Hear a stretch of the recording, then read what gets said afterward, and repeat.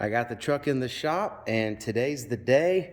I am pulling this Vanair system off. I'll put it up for sale, but I've already got a video of it running so they can see that it runs, and I'm about to start taking it all off the truck so I can get this service bed off and start building this truck the way I want it. Gonna get the creeper and start taking it apart. Well, that definitely wasn't easy, but I do have the compressor off.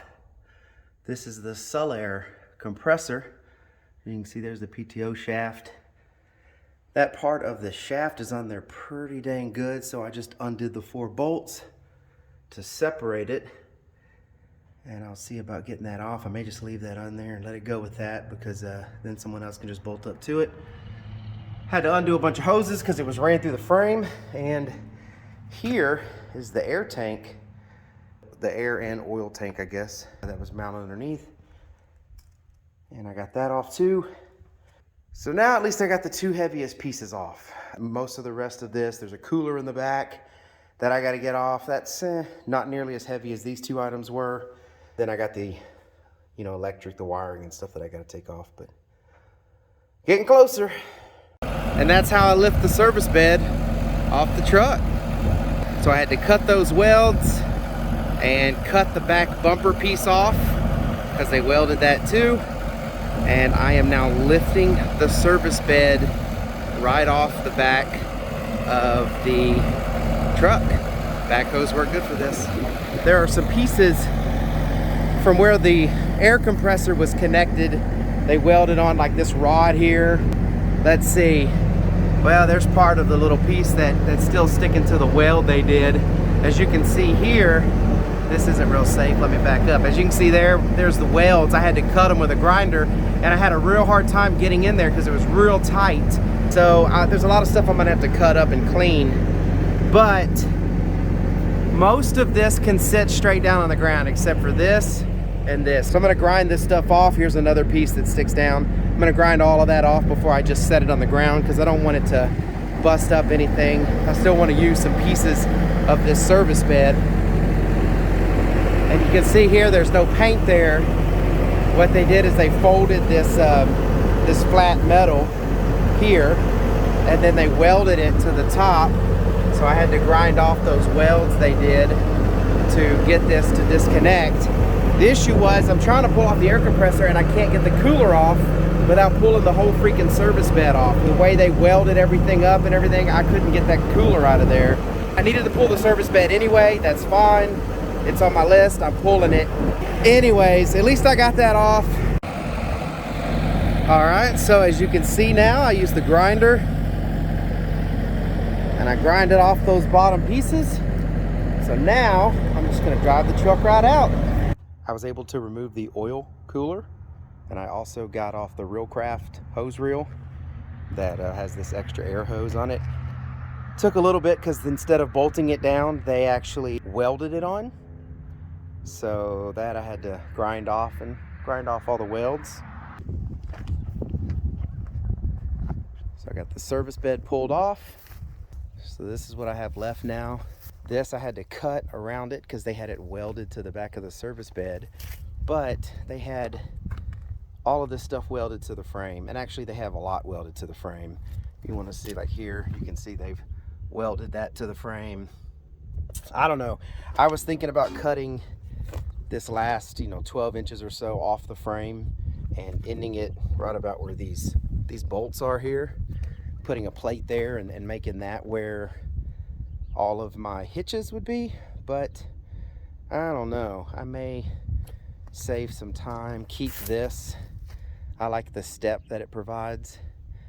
I may keep this, cut it out and put some nice lights and stuff in it. Find a way to keep the pintle hitch but also put a receiver hitch on there. I want a really high rated receiver hitch.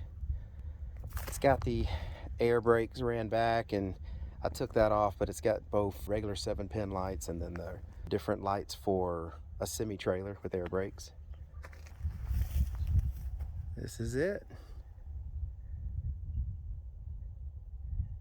So I did some measurements actually, and if you see where that tape measure is, if I added another set of doors and made this a 6-door truck, the back of the cab would end right about where that tape measure is sitting.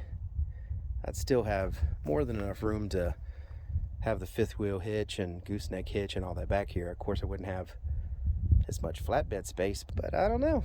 I got to think about that. Plus, I'd have to find another crew cab to cut all that up, so probably not right now. I may make it where I can change the flatbed later if I do want to do that. I've got the hood open because I removed some wiring, and this would be a little bit funny story. I'd removed some wiring. They had a power block on the other side of the firewall. Here, let me walk over there and show you that. So they had like one of these power blocks here. They had it installed here, and you can see there's the hole right there where I took it out, and here's the other hole here. So when I took that screw out to remove that power block, I got antifreeze squirting out at me. So the cab has been wet down in the bottom a little bit, and I thought maybe, you know, it was a little bit of rain getting in, because this door over here has a kind of, I don't know, it's hard to see, but the door up there kind of opens up. That hole you see there in the column was from me taking those lights off. But anyways, there's a little bit of water in the floor and it seems to kind of stay wet.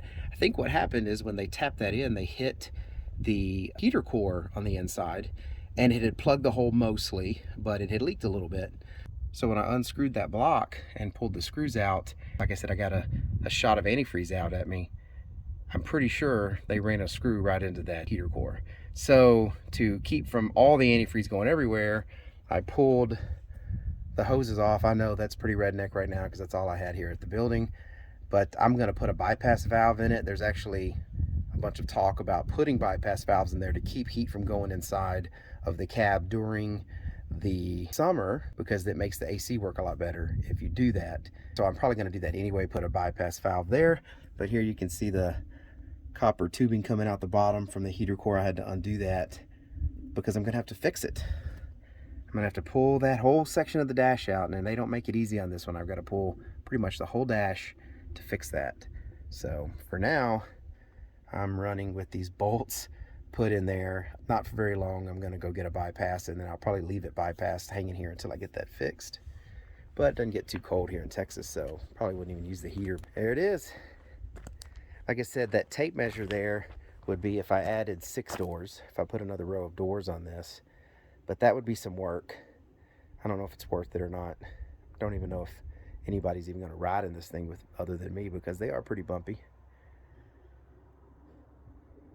But anyways, that was my progress today. Hope y'all liked the video. See y'all soon.